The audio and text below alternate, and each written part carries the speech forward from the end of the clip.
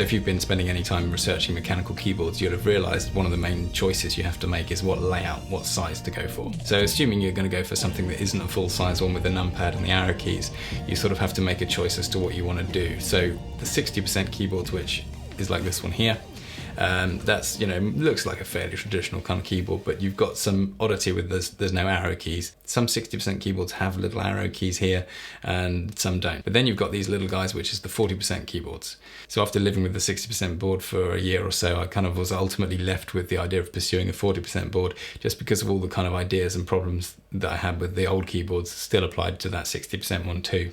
So the idea of having a number row at the top, it's too much for your fingers to jump over a row and expect to be accurate when you do that.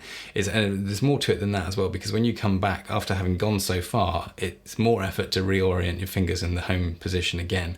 And actually, as a result of that, I used a wrist rest to keep my hands, oriented as a sort of point of reference. And what I found since going to the 40% board, I don't need the wrist reference anymore because my hands don't move. They're reliably in the home position. My fingers just move one key at a time, and I don't need the wrist rest. So that's much better. There's no pressure on my wrist there at all. So with the 60% board, you've got some level of portability, but basically it's still quite big. So this is obviously quite thick at this point as well. And it's fairly weighty. This one's a Bluetooth one, so it's got the battery in. So yeah, it's quite heavy and quite big. Whereas if you go to the 40% board, it's super, super thin. So this is obviously dead flat because it's the ortholinear design, and super light because there's no battery. It needs to be plugged in the whole time.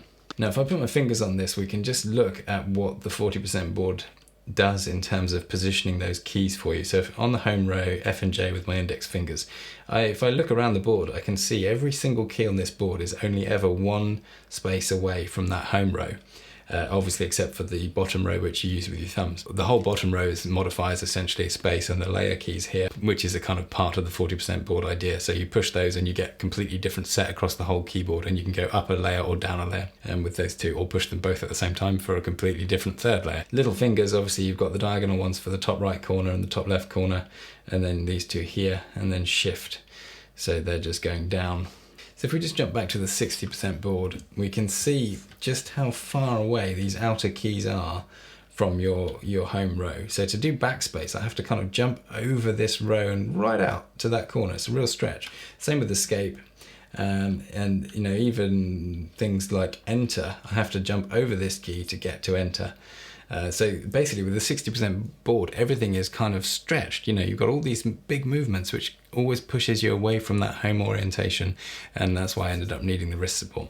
So arrow keys is a really big issue with the whole board sizing. And this is quite a popular one. This is the An Pro 2, and they've got the tap layer arrow keys here, which I just couldn't get on with at all. So the interesting thing about going to a 40% board is that they actually have the arrow keys on this bottom row here. So going to the smaller board, you can actually get dedicated arrow keys again quite nicely and actually use them if you want to. I think there are lots of reasons why you wouldn't want to do that, and I'll go into those in the review of this keyboard and why I actually set this up using this layout. So the other significant difference between 60% and 40% boards, in general there are exceptions, is that the 60% board has got the curved profile. So each row of these keys is actually a different profile keycap. And that means you can't customize the position of these. You can't move a key from one row to another, otherwise its profile will be out. So there's actually much less scope for customizing a board that uses these profiles. Whereas the 40% board here, all the keycaps are the same. They're DSA key profile, so they're this sort of flat key profile, and you can put them anywhere you like. So you can just move it. And actually, I've done that. I've moved things between rows already. And there's a really cool thing that I love about 40% boards is the four corners are really, really easy to get to. Obviously, the top two you just whack with your pinkies, but the bottom left and bottom right, you don't even need to get to with the finger. You just literally dunk, dunk. The palms of your hands can do those. So I've got return at the bottom right and escape at the bottom left. And it's brilliant. That's such a cool improvement compared to anything on the 60% board, where you've got to basically move your hand to get to escape, and then return on the 60% board is jumping over a key. So basically all the problems I kind of felt I had with the 60% board or even a normal keyboard have been solved by going to the 40% board, in spite of basically half the keyboard just going. And that's really interesting and a great discovery, I think. So the default 40% layout, and I think this is the case for most 40% boards on the market, is to use the 4 arrow keys at the bottom right here. And then you have a return key, and then they actually skip out the right shift key. And some layouts have got, again, a tap layer. So tapping it would give you one key, and then holding it down would behave as a shift. So there's an interesting kind of problem there, in that if you tap it and let go but hold it down slightly too long, it will still trigger as shift even if you don't hold down another key.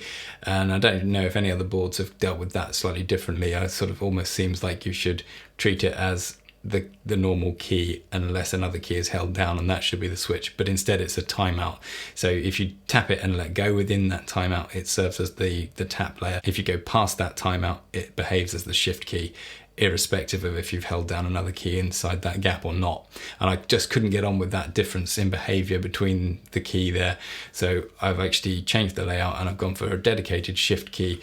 Both left and right have got the dedicated shift keys, and that works really well. And by putting the return key at the bottom right, I can just bash that with my palm. That solves basically all the problems with the default 40% layout. I think a lot of people going to a 40% board might struggle with the absence of the right shift key. So hopefully this layout that I've come up with here kind of will give people confidence that they can adopt the 40% layout. So one thing with the arrow keys that's quite interesting, if you look at what gamers do, they don't tend to use the arrow keys. The games, they have the WASD, or, they use some other dedicated keys. So they're not using modifiers, and they're not moving the hand over to the arrow keys. They're just on the normal keyboard, and they're doing the up, down, left and right with some native keys, because obviously they don't have to type.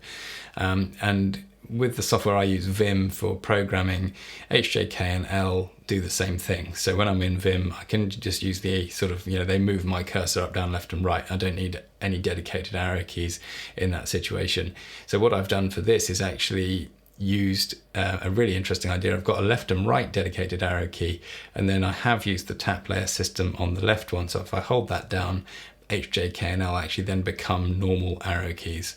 And because the thumb left arrow key that I use with my thumb isn't actually designed for inputting letters, it's not something I use for typing, and because it's a thumb, it actually works fine. The delay issue that was the problem with the shift and a normal key doesn't apply to that. So that's a really, really good system, I think. And by leaving the up and down arrow keys out of that bottom row, it opens up the space for return on the bottom row, which is what gives us the room for the dedicated right shift key. So the 40% layout seems almost ergonomically perfect, and I think perhaps with the exception of those split keyboards that let you kind of put your hands a bit further apart, which is obviously, you can see there's an ergonomic appeal there, but of course that doesn't work so well with the idea of just grabbing the keyboard and an iPad and going somewhere, using it portably. Having two separate parts of a keyboard isn't going to be too great in that situation. So if the portability is kind of a goal here, then obviously you're sticking with a small fixed keyboard. The 40% layout, I think, is about as good an ergonomic experience as you can get. So please hit that big red subscribe button. I've got other videos on looking at mechanical keyboards in terms of figuring out what's the right one for you, and also a full review of this, the Planck EZ keyboard, which I think is absolutely super cool. I've just bought this and I'm really, really pleased with that. So I'm going to get stuck into some full detail on that one in another video, and I'll hopefully see you in the next one.